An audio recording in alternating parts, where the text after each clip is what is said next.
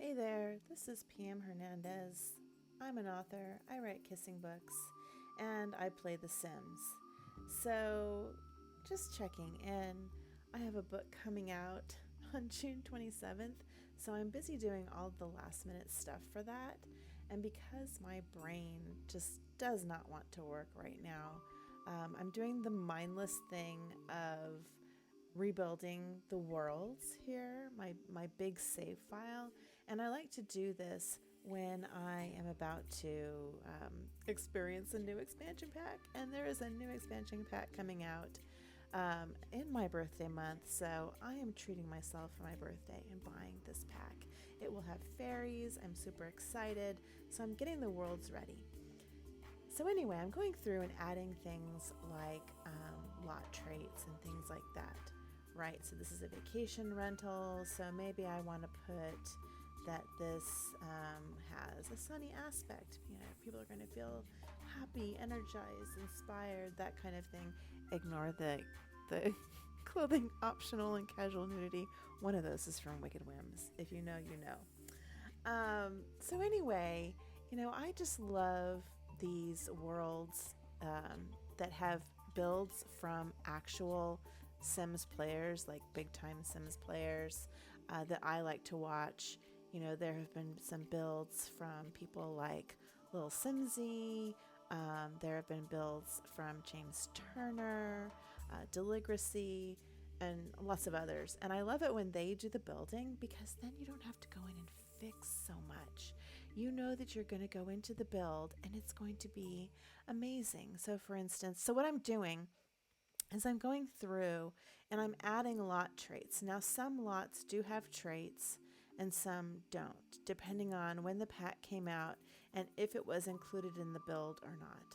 So I think, for instance, unless I put this in, I don't think I put in geothermal. So the builder of this bathhouse, which I think was Deligracy, she put in geothermal. What's neat is, so I go through and I put those lot traits in as I build out the world, and I kind of make this massive save file. What am I doing? Here we go. But if you go inside, I know that this build has been done with so much care and attention, so much detail, and an eye for making this a super aesthetically pleasing, but also extremely playable lot that I don't have to do much, if anything, for it to be a really fun experience in the game. So for instance, if you look at this onsen, it is amazing, right? This is supposed to be modeled after a Japanese onsen, which I've never been to, but if they look anything like this, sign me up. So there's a natural spring, there's kind of a little seating area here, there are baths here, or showers here rather, so you're supposed to shower before you go in. Lots of little places to sit, a little outdoor fireplace, some places to get snacks. So if I were editing this build at all, I might put in a few little things, but really this is totally playable right now. And when it comes to like the houses, for instance, especially if it's a starter home, they have a budget, right? It's like 20,000 simoleons or around that bit, so that you could create a family and put them in there. Or usually like a single sim, you're going to get a 20,000 simoleon budget. And so they do that with all of that in mind. But look at this. Isn't this nice and pretty? I don't have to do anything to improve on this. This is player ready. So let me just go in. Let me just see. Geothermal, that's pretty good. Let's also give this, if it were a gym-like thing, I would say bracing breezes. That's hard to say. Ignore the Wicked Whims. Oh, lot traits. You caught me. Let's do where's the convivial one? No, I think I'm going to leave it at just geothermal. I think that's good. Less is more.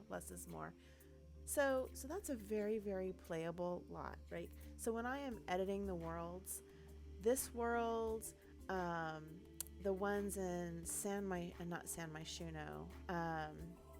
Sequoia, golly, my brain, San Sequoia, don't really have to edit, right? Like there have been some that, very obviously, have been set up by people who know what they're doing.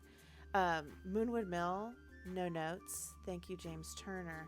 But like, if you go to, here's the tragedy. Let's see. There are a lot of them as tragedies, but like, if you go to Strangerville, for instance, so you go to the Roswell household. Look how big it is. Like, this is a huge building, right? Huge. I don't want to play. I want to build. So it's a huge home. You would think, oh, these are okay. So I think the lore is that Ted Roswell is the mayor, or at least he's a big shot in Strangerville, right? And he is also afflicted by the Strangerville possession. So he's a possessed sim. And so if you are in Strangerville, you see him walking around with this crazy walk, and his eyes are all bugged out and his lips are twitching. It's really cool. You know, kudos, kudos, kudos to the game developers who came up with the storyline and the gameplay for this pack. Top tier, top tier. I never get tired of playing the Strangerville mystery, even though I've played it like a dozen times. It's so much fun. And sometimes I almost like just leave it in that super possessed stage where there's like stuff floating in the air and you get vines coming out of your toilets and sinks and tubs. I leave it. But look at how this is built. Look, this is supposed to be some, rich couple, right? They have the biggest house up on the bluff here. Like, look at this. Everything's kind of rendering in. It takes a minute because my computer is not happy. But like, look at this. They have all these bedrooms and like, look, what in the dealio? What? Why are we using this kind of a counter? I didn't even notice this when I came through here because this house is just sad. I mean, look at all this wasted space. There wasn't anything even creative done with it. Look at this. Look at this sadness. All these beds, but it's two people. But it's not even set up like I would have done. Like they're rich people, right? They live on the big plateau overlooking Strangerville. Do they have a secret basement? Okay, a little bit of a secret basement, but there's not anything in here. It's like there's this desk with some files. Man, I would have used this, especially since he's a possessed sim, and I'm sure most people don't come into the game and play as Ted Roswell. I would have made this so full of lore hints. Like there would be some mother plant like down in the basement, like growing down here. I would have like, I don't know. I'm picturing what's his wife's name, Meredith or something like that. I would picture like she's like a good sim. Like if you look at her profile, and he's not so good. And I would have put like, maybe something tragic had happened and there's like this nursery that's like got cobwebs in here, right? Like, and they would have some fancy, parlors and stuff. And even before this pack came out, before there was any nectar making, but there were definitely wine bottles and things like that. Like, put like a little, she's drowning her sorrows corner. You know what I mean? Like, I would have done something. He has some shady office, They would have like a music room, or I would just put some stuff in here because this is the outside, that's not bad. That's not bad. I like it. But the inside, she's lacking.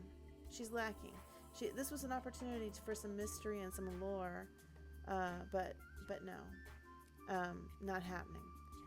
And there are so many like that. So if there is any point to this video, which probably everybody, if they're actually watching, is wondering what is the point of this video, it's twofold. Well, no, threefold.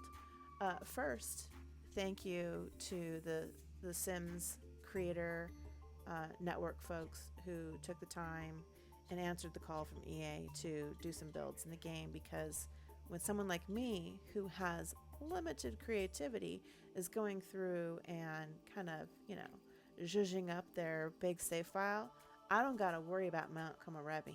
Oh no, she's good.